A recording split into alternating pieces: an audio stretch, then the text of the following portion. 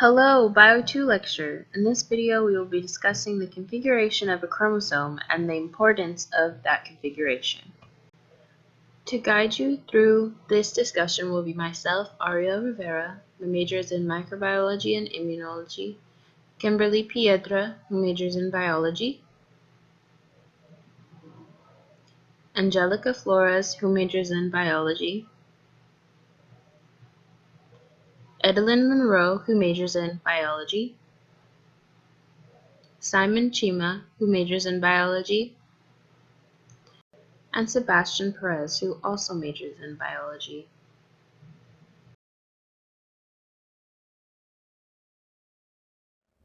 Good afternoon, class. So we're going to get started on last week's midterm review. We did not quite finish. So I wanted to start off today's discussion by discussing chromosomes. And if someone wants to volunteer and come up on the board and fill in one of the blanks.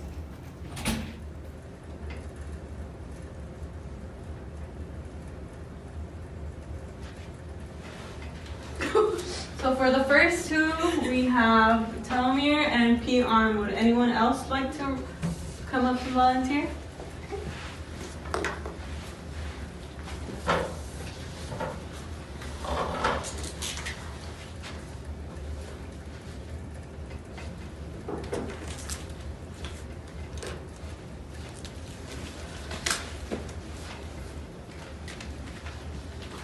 Okay, now we have the centromere, and as we discussed in the last discussion, I can't recall who wrote down the definition, but we have it here just in case anyone else needs to write it down. Now we have two more blanks if anyone else wants to come up and volunteer to fill in the blanks. Okay.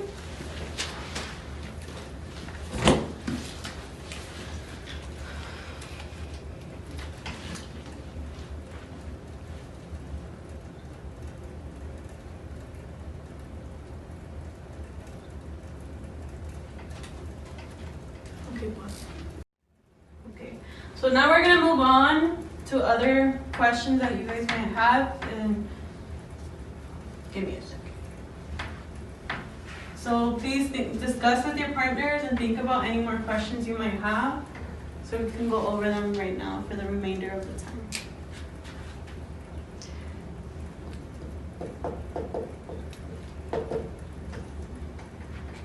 Okay, does anyone have any questions?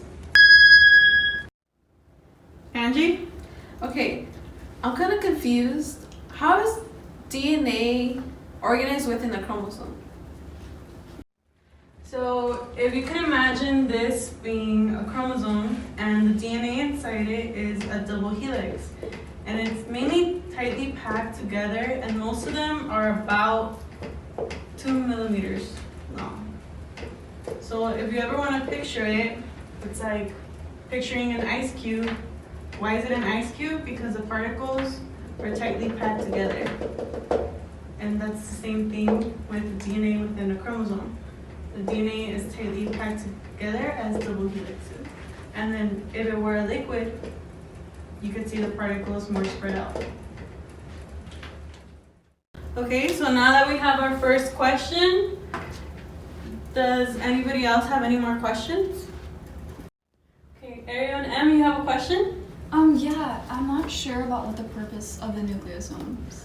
We know the structure is a histone wrapped around a protein, but we aren't sure of the purpose that it has in a chromosome or the relevance or importance of it.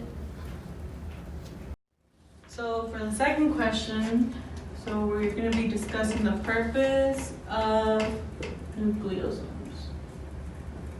So nucleosomes are more like a structure that helps structure the DNA, pretty much protects it. So this is your DNA inside your protein. And you can think about nucleosomes in order for the protein to stay as a circle. Nucleosomes put pressure against it to be able to keep it tight and sheltered within the protein to make sure that it's, while even though it keeps it tight and in form, it's also flexible enough to be able to allow the polymerase to access more DNA. And nucleosomes also modify our genetic activity. So from that, we would know that nucleosomes allow us to express some of our genetic traits, and looking more into it, it's more commonly found in eukaryotes. Yes, eukaryotes. And you can think about the structure like as a skull, and this is what allows them to stay in shape, so it's kind of keeping the pressure inside. If you could, you might want to think of it as a cell in a cell wall, but the only thing confusing, it's like instead of being a whole wall around it, it's like certain barriers. Do you guys understand? Yeah? Yes. So if anyone has... Yes? Yes. Okay. So if anyone has any more questions for the remainder of the time, I think we have time for at least 2 more questions. Let me just clear off the board. My question is, how are chromosomes compacted? There are many different levels of DNA compaction. DNA is meant to wrap around the proteins called histones. The coils and folds that this process makes are called nucleosomes. And nucleosomes could be seen as building blocks for chromatin. The structure of these nucleosomes could be described as beads on a string.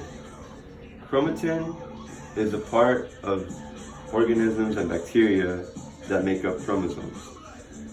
During the process of mitosis, these folds get tighter and tighter. This is necessary during mitosis because in order to ensure that the quote-unquote segregation of the replicated chromosomes could be performed.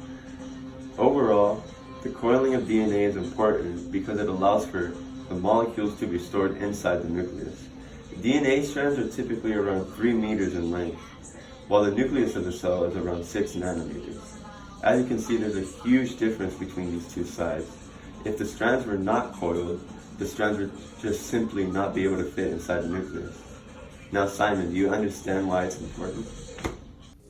Thank you, Sebastian, for that great explanation. So my understanding of it is that compactation is important as it serves as an outlet to send vital messages through occurrences such as like cell division. The way in which chromosomes are compacted affect the way in which messages are processed and received. This helps permit transcription to take place.